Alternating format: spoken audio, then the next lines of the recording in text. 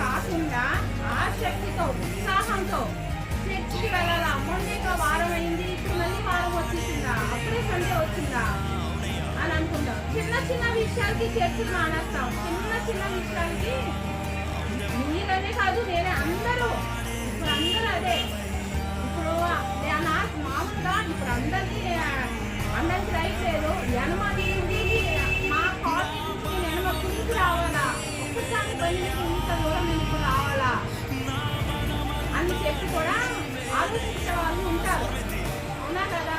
వచ్చే మొన్నే కదా వారం తెలిసి వచ్చాము, అక్క వచ్చిందా, అమ్మ వచ్చింది కదా అని చెప్పి ఇచ్చేస్తాం. కానీ ఆసక్తితో ఉత్సాహంతో దేవుడు పని చేయాలంట. మ్యాచ్ వేసే విషయమే కాదు, పాటలు పాడే విషయమే కాదు, లేకపోతే ఏదైనా సరే, పరిచర్య ఏదైనా సరే ఉత్సాహంతో దేవుడు పని చేయాలండి.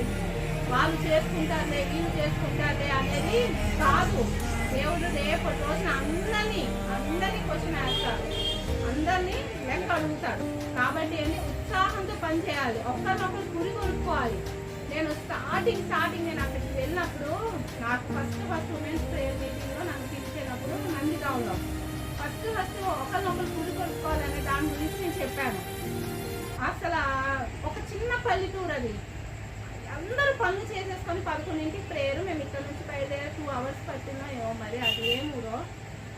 అందరు గ్యాదర్ అయ్యి చక్కగా అందరు లేడీస్ అలా వచ్చారు. ఒకరినొకరు హెచ్చరించుకొని అక్క వస్తున్నారా అది ఇది అని చెప్పి మాట్లాడుకున్నారు.